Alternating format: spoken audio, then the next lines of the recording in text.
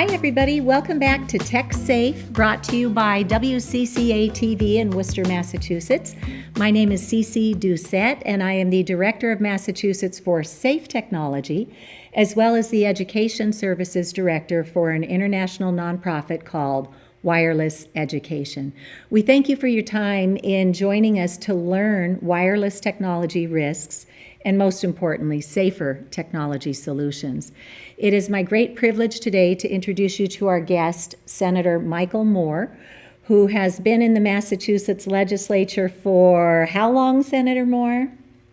16 years. Wonderful. And I remember I first had the privilege of meeting you at the Worcester schools because we were in there presenting to the school committee about microwave radiation in the classrooms. And you came and you listened, and then you joined us for another forum that we had in Shrewsbury, Massachusetts.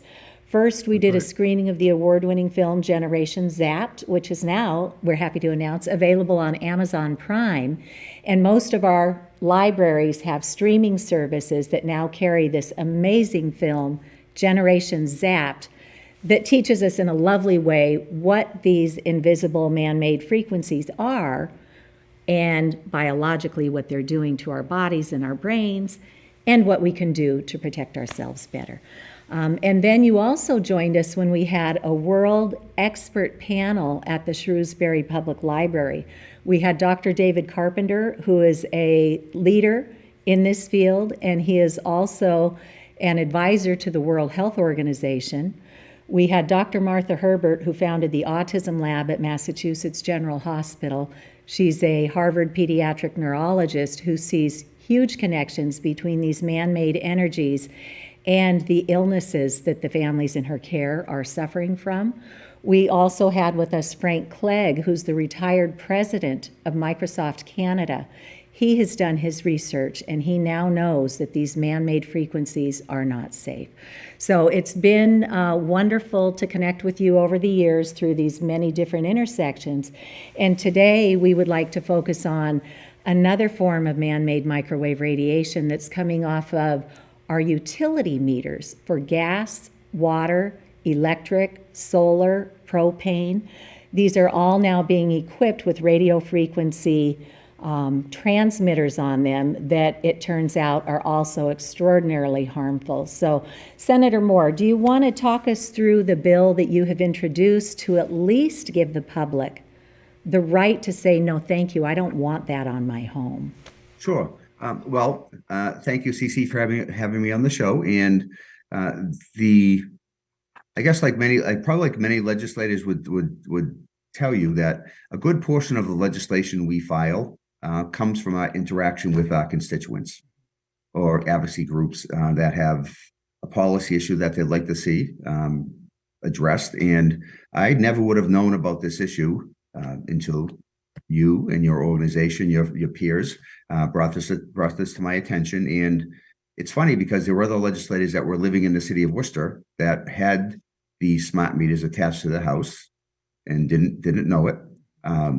And that really had to do with, though, even though right now, the bill had an opt-out clause, the font was so small that no one really paid attention or even saw it.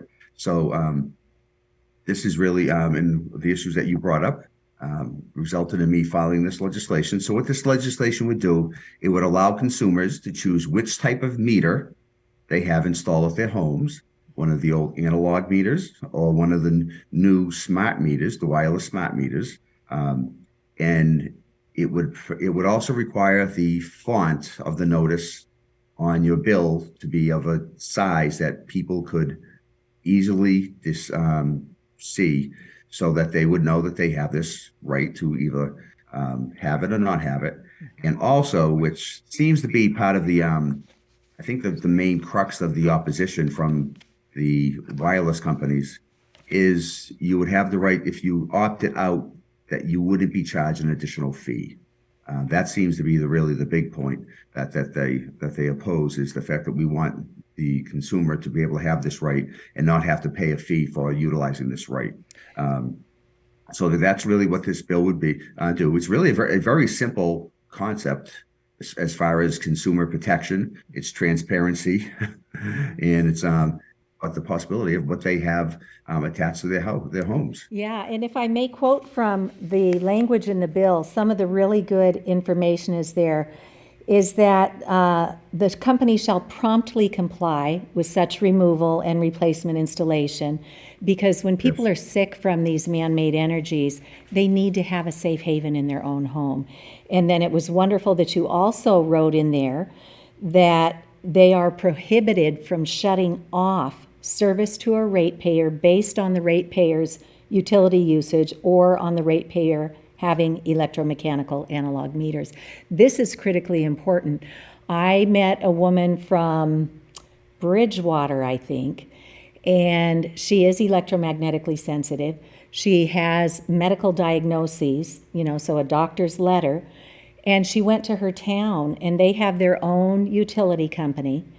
And instead of offering her accommodations for her disability, they shut her water off during the pandemic. How is she supposed to access hygiene and health and water when all they would have to do is just let her have an analog meter again?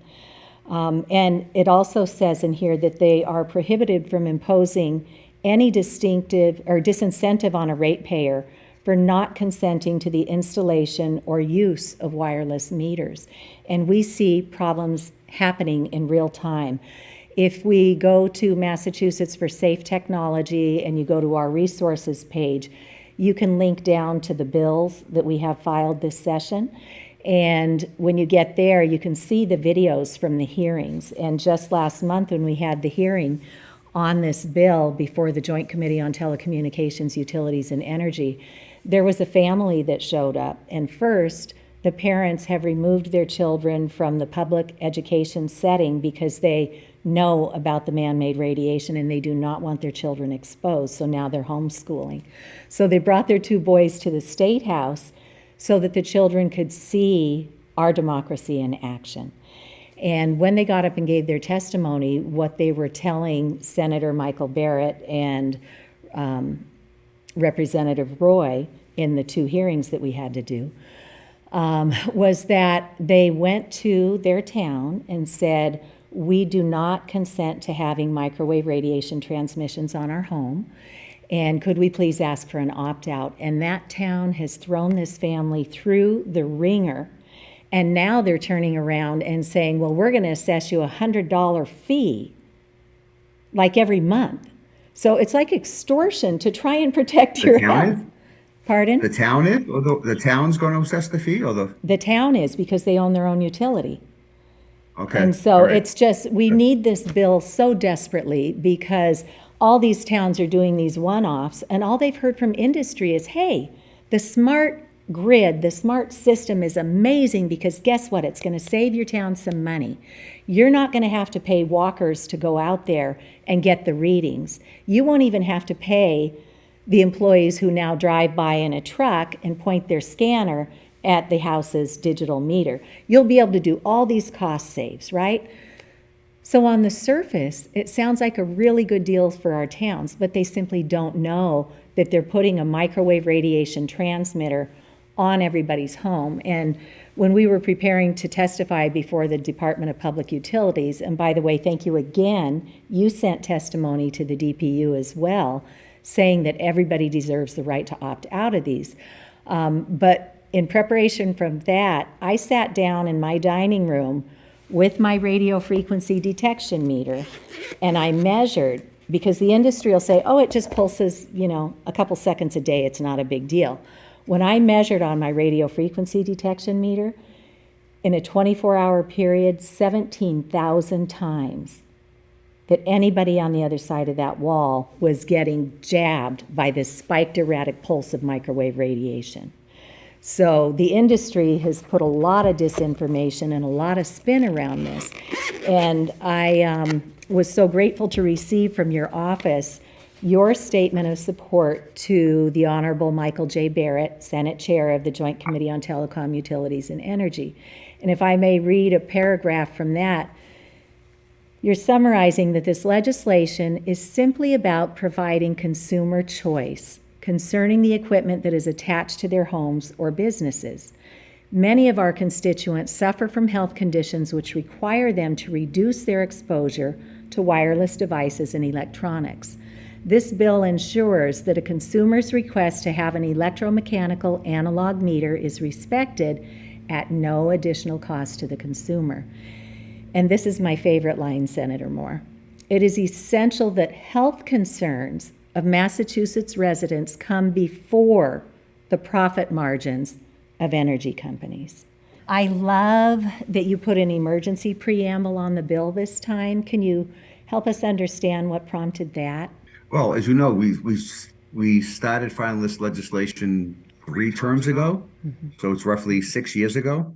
And we haven't been able to get this through the full process yet. So, we tried to address it 6 years ago. If this is passed, I think we have to make sure that it's passed. There's an emergency preamble, so that's effective immediately, so that consumers can access this without any sort of delay. We don't want legislation to pass and have to wait the traditional time frame for it to be enacted. We want this enacted. We want to implement it immediately so that consumers can utilize the protections of this law. Excellent. So I reached out to others who have been working with you on this, and I wanted to extend a lot of gratitude that came in when I put out the message that I was meeting with you today. Good. Patricia Burke and Helen Walker wrote to say, I want to thank Senator Moore for his support for smart meter choice legislation since 2016. Senator Moore's constituents in Worcester were concerned about the smart electric meters being installed in their neighborhoods as part of National Grid's Smart Grid pilot program. Many customers did not receive language-appropriate notifications concerning their options. Some customers were not allowed to opt out or were charged excessive fees because their meters were not considered part of the pilot. Customers of Eversource and customers of municipal-owned utilities were not allowed to opt out at all. We are grateful to Senator Moore for continuing to work toward a system that will be fair to all customers. So just know that the folks who you represent really are so grateful for what you're doing. And we should also note that we're not the first ones to stick our necks out there with these utility companies. Vermont has had a no-fee opt-out for a decade. So when they say, oh, we can't do that, that's simply not true. They can do it, and they are doing it. And when they say, oh, well, there's going to be a fee because we got to pay for somebody to go out and get the reading, well, that's actually not true either. During the pandemic, people who had an opt-out were allowed to just send in their readings or take a picture of it and send it in. So there doesn't need to be an excessive cost or any cost associated with this, but the industry wants a one-size-fits-all solution. Well, and also, Cece, on the costs, as you just said, what is the formula that's being utilized? If you've got one town telling their customers, well, we're going to charge you these hundreds of dollars in fees. What is Eversource charging? What's the formula they use? What's the formula National Grid uses? I mean, so there's got to be some consistency also in the determination of what that fee is going to be. And right now, we have nothing on that. No, we have nothing. And so I went out and looked on National Grid's website, and they say, how do I opt out of an AMR, an automated meter reader? If you choose to opt out of the AMR program, you must complete and submit an opt-out application form. If you opt out of AMR, you will be billed a $26 fee for replacing your AMR meter with a non-AMR meter, which could or could not be still transmitting radiation. That's why your bill's saying an analog non-electric meter is really what we need. And on a monthly basis, you will be billed an $11 meter reading fee, which now with technology, we don't need that fee. In the future, should you choose an AMR meter, a meter exchange fee of $26 will apply. And so these fees are subject to change upon approval of the Massachusetts Department of Public Utilities. So your bill would require by law that the Massachusetts Department of Public Utilities, which is in charge of all this, give us a no-fee opt-out for starters. So, and Eversource, I'm in Eversource territory. They don't even offer an opt-out. And you talk about the inconsistencies. We have colleagues up in New Hampshire whose son was electromagnetically sensitive, and through a very long, protracted process, Eversource did give them an analog meter and did give them the opt-out. So the inconsistencies, even among the largest providers that we have, are terrible. And more importantly, this is a toxic technology that we are allowing them to put on all of our homes.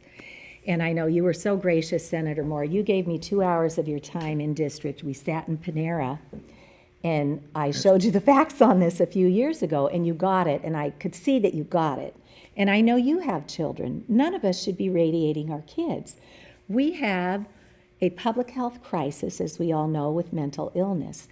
And as the science tells us, and this diagram is available in the presentations that I do for free twice a month, anybody in the world can come and listen, and we'll teach you the facts. But look at the brain. Headaches, insomnia, sleep problems, dizziness, difficulty concentrating, memory problems, brain fog, fatigue. And then it goes into the ears with the tinnitus and the skin, rashes, burning, facial flushing, anxiety, depression, suicidal ideation, autism, ADD, ADHD, the heart, the eyes.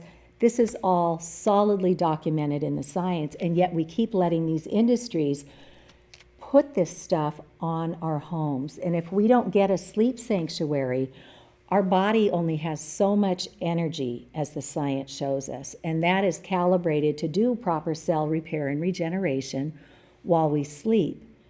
But what happens with this microwave radiation that they politely call energy, this radio frequency, is we run off of a light and dark clock. That's our circadian rhythm, right? Mm-hmm. And in the wee hours of darkness, the brain releases melatonin from the pineal gland. The melatonin goes into our system and it regulates our sleep. And it also helps to escort the everyday debris that's left behind from cell repair and regeneration. It escorts it out of the blood and we eliminate it. What happens when we have this spiked, erratic microwave radiation pulsation is it opens up the blood-brain barrier, so now those toxins can get in to sensitive areas like the brain, which helps to explain why we have neurotoxicity illnesses today like we have never had before.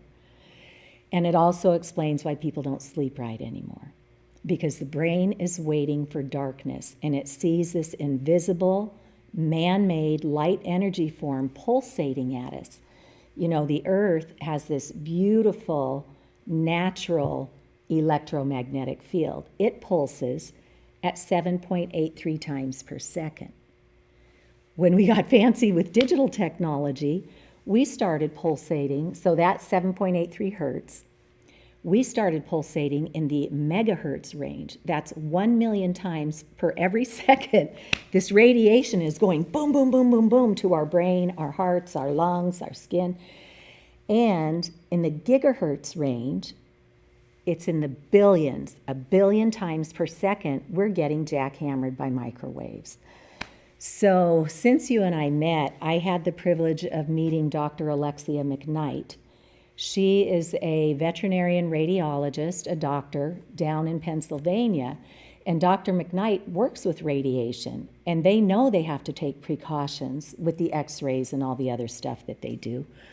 She had no idea about the non-thermal, low-level, non-ionizing radiation that's all of this wireless until they put a smart meter on her home. And within weeks, she was having anxiety, depression, cognitive impairment, to the point where she would be out in traffic and she was sitting there one day at a green light and she couldn't remember if she should stop or go. And she took a chance, and thank goodness she didn't cream herself or anybody else on the road. That's how toxic these smart meters are. And there are people all over the country who have gotten sick from this.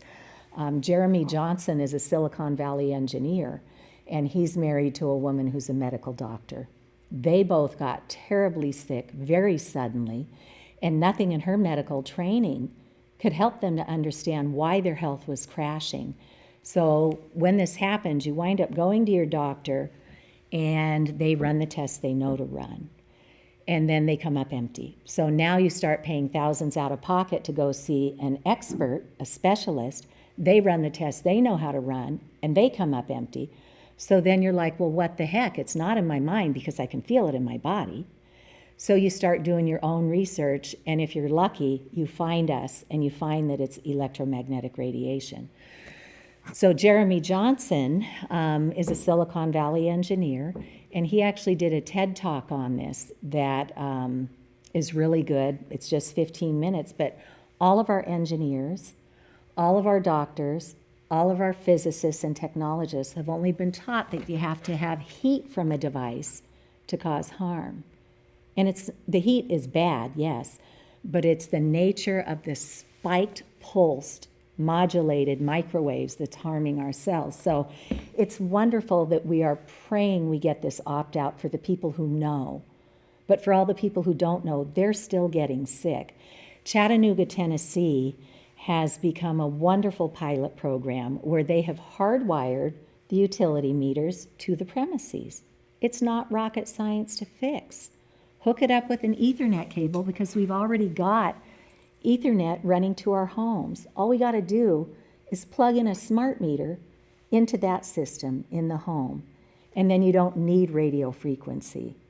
Your data usage for billing will be sent through the internet. And like I said, Chattanooga, Tennessee is already doing it.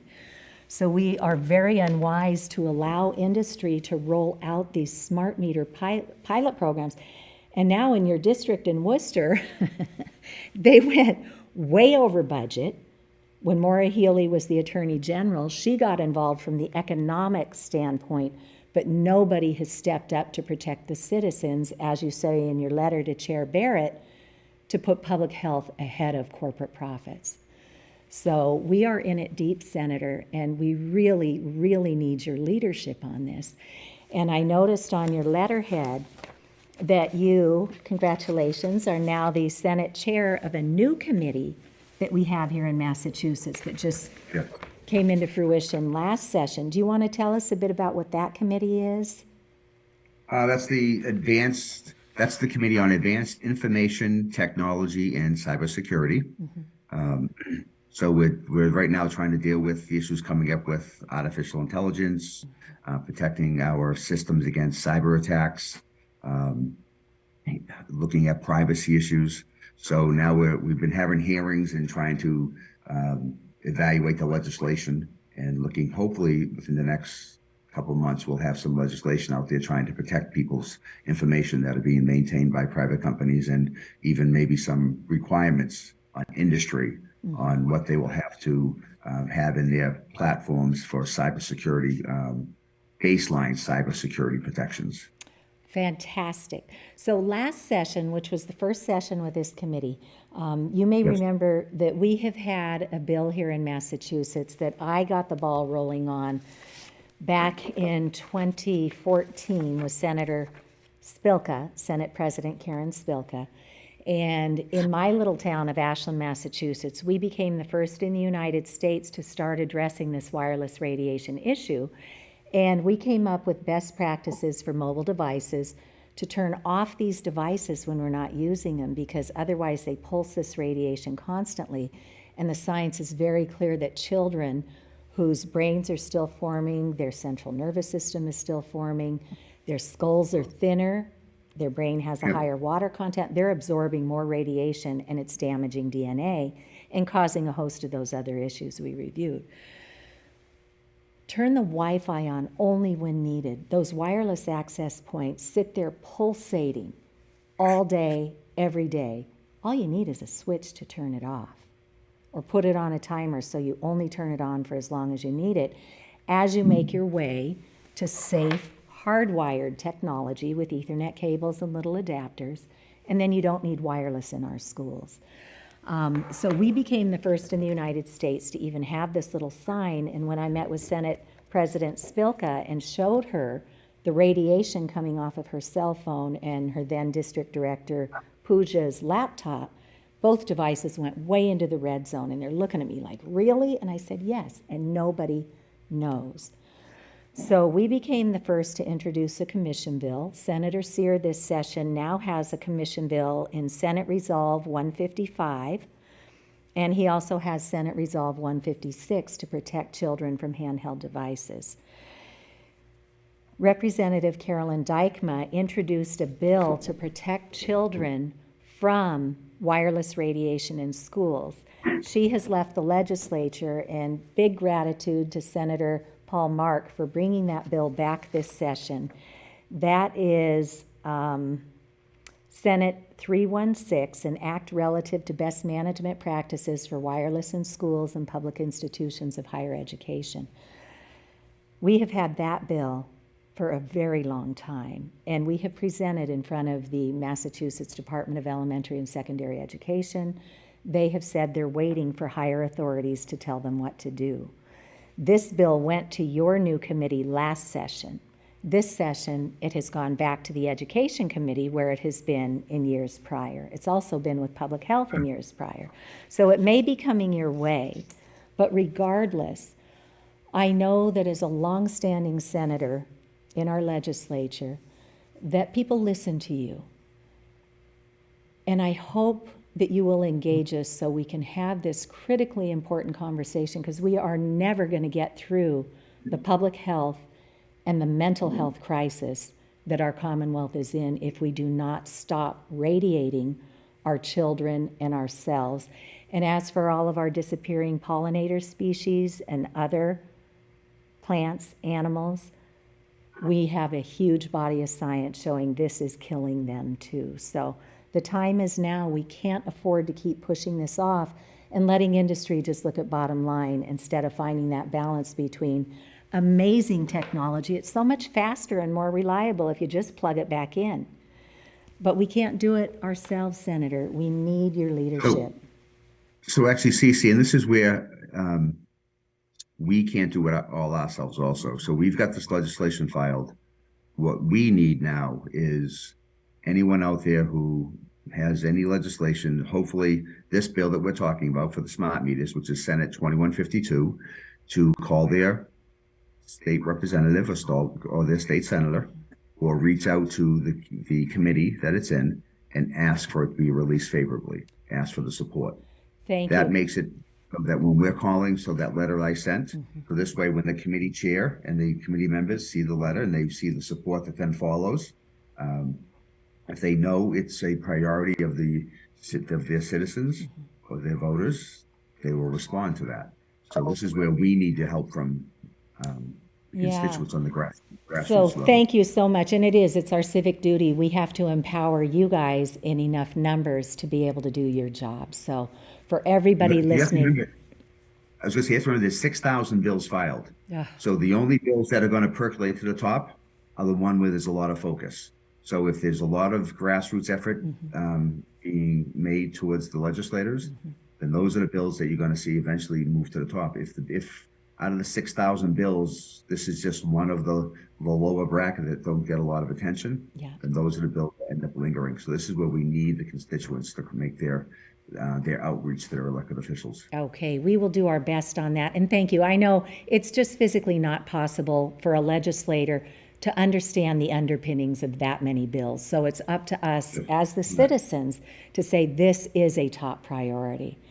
So Senator Moore, thank you so very much for everything you've done for your constituents and for what may come on these 6 bills that we have filed in Massachusetts today. Folks can go to Massachusetts for Safe Technology, go to our resources page, and you will find a link to the Massachusetts bills. Please call your state rep, call your state senator, and just say, please support these bills, and you can just list the bill numbers.